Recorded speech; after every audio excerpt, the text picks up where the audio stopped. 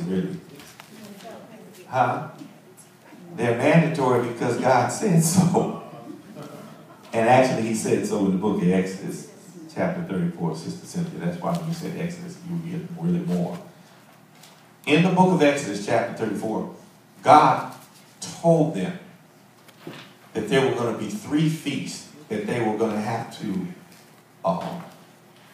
observe. It is called the Sholash Regalim. And you'll get it later when I put it up on the screen. Sholashregalim,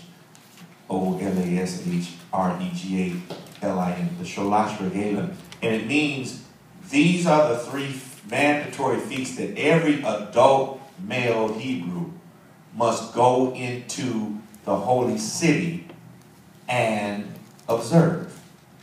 And he must not come empty-handed. He must bring his sacrifices to the Lord. Now, having said that, what were those 3 feasts? The first one was Passover.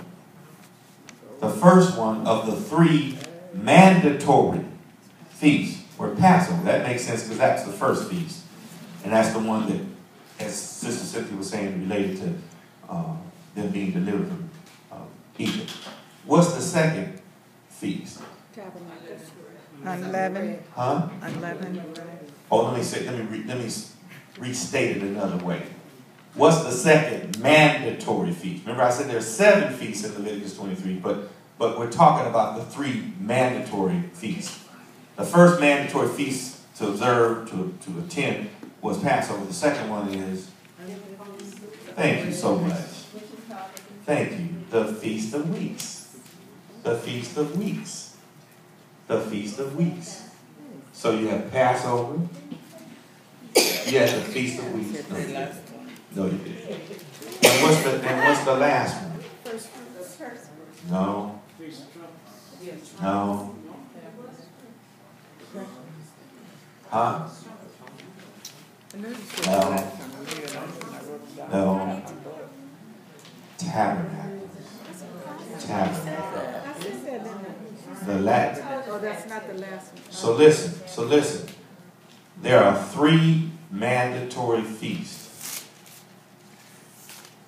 The first is Passover. This lesson ain't going nothing like what I thought. The second is, even the computer shut down on me, saying low battery. Anyway, the second is what? Feast of Weeks. The Feast of Weeks. It's called the Feast of Weeks or the Feast of the Harvest in the Old Testament, or the Hebrew term is Shavuot, Shavuot.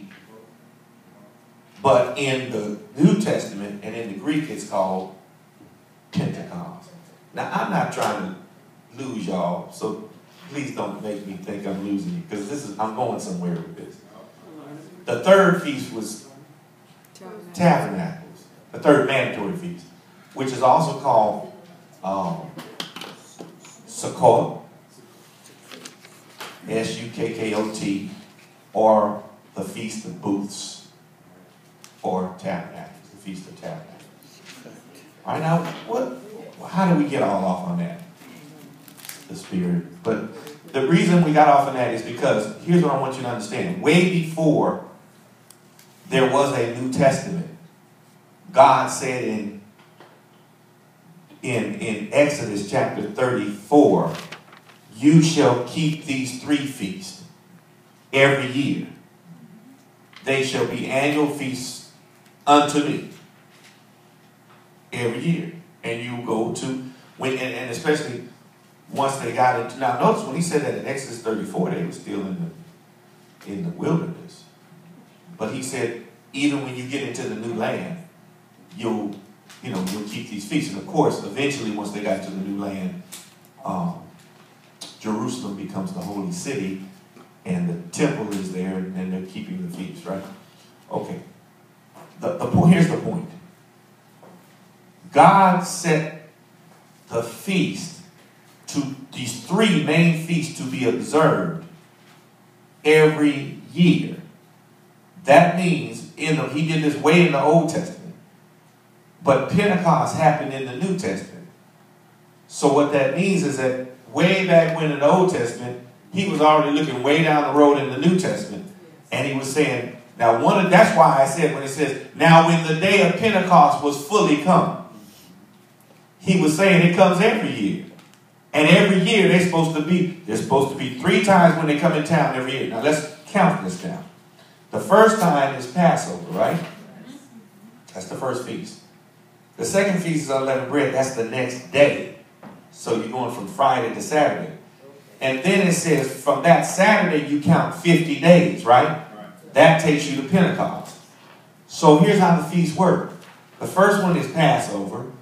Then basically 50 days later is the Feast of Weeks. It's called the Feast of Weeks because it's 7 sevens plus 1. 7 times 7 is 49 plus 1. 7 weeks plus 1. So if it's mandatory that you have to be in the temple for this mandatory feast at Passover, then 50 days later for Pentecost, and then Tabernacles. Oh, now wait a minute. Tabernacles is the 15th of what they call the 7th month, which is the 15th of September. The days vary depending on the calendar. So, in essence, you have the 3 mandatory feasts. The first 2 are in the spring, and the third one is in the fall. The first 2 are close to each other because the second one is 50 days after the first, and the third one is months later, right? So the point is, if you're in town for Passover, and the second feast is 50 days later, back in that day, you might as well just kind of stay over. You know what I mean? From a traveling standpoint, right? God had this thing set up where they were in town because they had to be in town. Because way in the Old Testament, he already said that was a mandatory attendance. Are y'all hearing what I'm saying? Somebody say this was a setup. That's really what I'm trying to get you to see. That's really what I'm trying to get you to see. Now here's another interesting point. I want you to get this. This is a very interesting point. I think you all will find this interesting. If he says interesting one more time, it's going to be interesting. Do you know why people, because you heard me talk about this. You heard me talk about this Easter thing, right? Right? Yes. And how I don't like to say Easter because I'm not a Jew, and my ancestors didn't get delivered from, Egypt, and the only thing to deliver me was Jesus Christ, and he rose on the first day. Now, he died on Passover. He did die on Passover. But if it had not been for his resurrection, I would have no confidence in what happened at the crucifixion. You wouldn't either. Because it would just be somebody said something, but we wouldn't know. You can't feel the forgiveness of sin. I mean, you know what I mean? Not in that sense. All right, here's my point. As you heard me teach, the word Easter appears in the Bible how many times? Y'all do pay attention, huh? Let me see the hand of the person who can tell me what the chapter and verse is. What chapter and what verse? Who's got it? Who's got it? Huh? We're getting pieces. What is this? A team effort? Acts. We got Acts. That's right so far. Where's the chapter? Huh? No. Did you say 4? Not chapter 4. No. Verse 4. Verse 4. We got a verse. Oh God, this is bad. We got Acts. We got Acts. We got verse 4. Now can I get a chapter? 12. Who said 12? Oh, you double dipping over here, huh? You needed a little help over there, though. Well, I knew it was 12. From your teammate. This is team ministry? This is what you call team ministry? No, okay, Acts chapter 12 and verse 4. Look it up. Please don't make me ask y'all again. We had This question I just asked you. Where's the word Easter mentioned in the Bible? Only one time. Acts 12 and 4, right? Yes, when they're captured. Okay, now, those of us who are good Bible students, we will look that word up since it's been such an important word. And, you know, here's the funny thing about it. I always ask myself, let's just be honest. If I went out in the street, you ever see those programs where they go out in the street and they ask people questions? You know, right in the street. If I go out in the street and I ask 100 people, what does Easter mean? You'll never get the answer. I won't get an answer, would I? They won't know. If I ask, I'm serious. If I take $100, I'll give you $100. You can tell me what Easter means. It depends on where you go. If you go to, but for the most part, Jewish, they'll know. Oh, Jewish. But for the most, they're not gonna be able to tell me. And to be honest with you, you grew up all this time in your life and said, "What does Easter mean?" You're like, I don't know. When Jesus, you would say, well, it's Easter. You'd be like this. You know what Easter means? It's when we celebrate that Jesus died for our sins. But that's not what Easter means. The word in the Greek is what? Passover. It means Passover. It's Pascha. It's Pascha. P-A-S-C-H-A. Pronounced Pascha. P-A-S-C-H-A. Somebody who has a Strong's, like Sister Betty, can look it up. Because see, she's a good Bible student because she comes to How to Study the Bible class, and therefore she's on top of things. That's why I'm giving her a shout out. And if y'all want to be cool like Sister Betty, you need to come to the class. And Pastor will teach you how to use Strong's, and you can look these words up and verify that what I'm telling you is right. Somebody say pasta. It means Passover. Or, now, here's the key part. Stay with me, I'm going somewhere with this. How many feasts are in Leviticus chapter 23? 7. What are the 3 mandatory out of the 7? Passover, weeks, which is Pentecost, and Tabernacle. All right, now watch this. I'm going to give you the whole 7. Don't worry about this. This is okay. We in the spirit now, right? I'm going to give you the whole 7. The first one, the first feast is Passover, right? Somebody say Friday. The second feast is unleavened bread. Unleavened bread. Somebody say the next day, Saturday. Meaning Sabbath. And don't forget the Sabbath means the 7th day. You know, but the point is, the Sabbath is the last day of the week. It's the 7th day. That was the whole point. 6 days work, 7th day rest, right? All right, so we got Friday, Passover, which, by the way, was the 14th. See, God is very specific. Passover is not just any old day.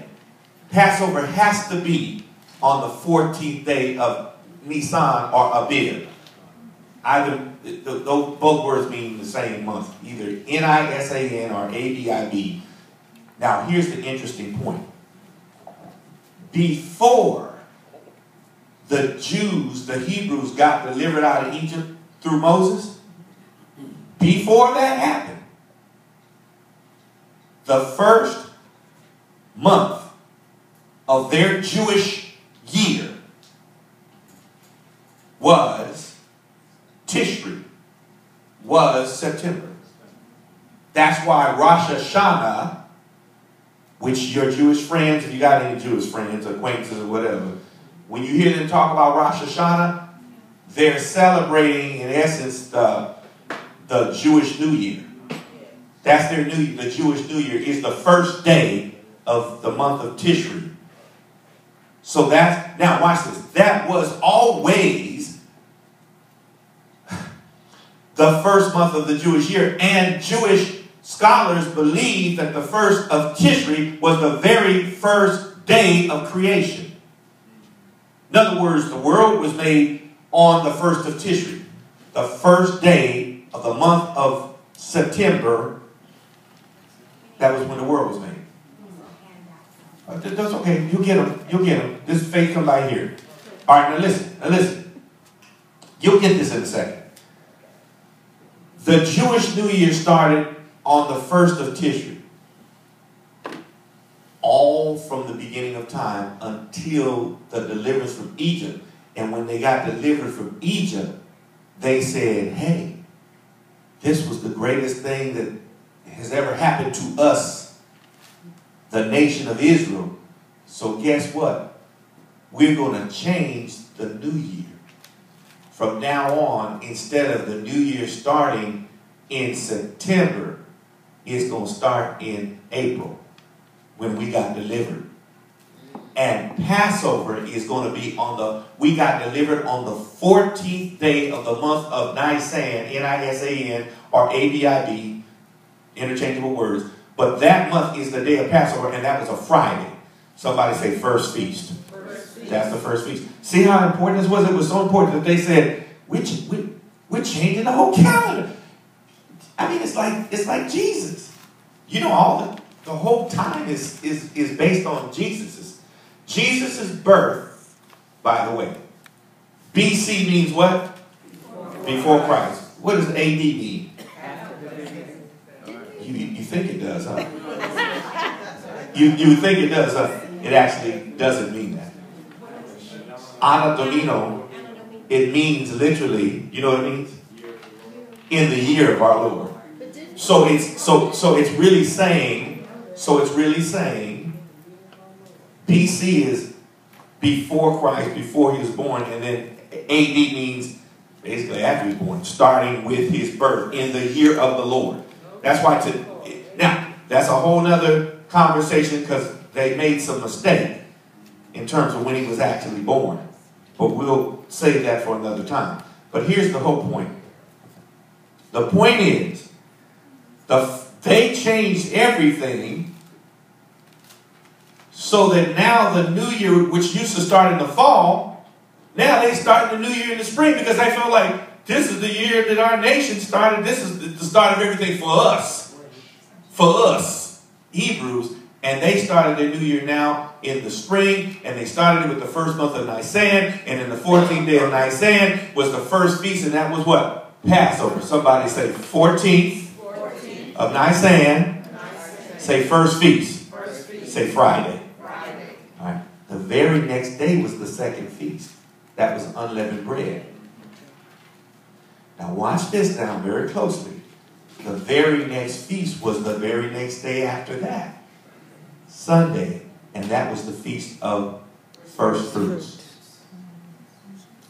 This is some deep stuff because I had to do a whole lot of studying, y'all, to find this stuff out because I didn't understand this. I always knew there was first fruits, but then I knew that the next feast, the fourth feast, was what? The Feast of Weeks. But guess what? I did some deep study, and I also found out that's called the Feast of First Fruits. So I said, wait a minute, something wrong. How can it be two feasts of first fruits? How could the third feast and the fourth feast be first fruits? Yeah, things that grow at different times. True. Two different harvests. The first one was a barley harvest and the second one was a wheat harvest. Now, but here's my point. Turn your name and say, stay with Pastor. So you're going to enjoy this. All right, here's what I want you to get. The first three feasts we said were Passover, then which was a Friday, unleavened bread, which is a Saturday, and the first fruits, which was a Sunday. By the way, just in case you missed that, that's why Jesus said, I'm going to rise on the third day. In case you missed that. Because, you got these people talking about, no, he said after 3 days. No, if you check it, he said on the third day. He said on the third day. If you got a spiritual mind, I hope you just caught what I just said. Listen to what I just said. You got to get this. Everything that Jesus did, every major thing he did, happened on a preordained feast day. If you got that, you'll get everything else I'm going to say for the next several months. Write that down. Every major thing that Jesus did happened on a preordained feast day. I'm going to say it again. Every major thing that Jesus did happened on a preordained feast day. So, what do we always talk about? His death, his burial, and his resurrection. Can I get an amen, somebody? Well, the death, burial, and resurrection of Jesus Christ. In fact, that's the whole reason that people want to get baptized, right? To identify with the what? Death, burial, and resurrection of Jesus Christ, right? I got news for you. He did not die on any old day. He did not get buried on any old day. And he did not rise on any old day. It was just as it was preordained to happen. He died on Passover because that was, wait a minute, I got news for you. He not only died on the day of the Passover lamb. Are y'all, did we fasten our seatbelts? Pull your tray tables back up. Come on, seats upright. He not only died on the day that the Passover lamb was killed, which was Friday, he died at the exact time too.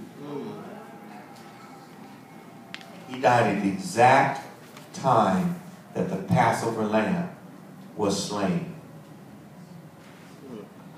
What time was that? What time do we know what time Jesus died?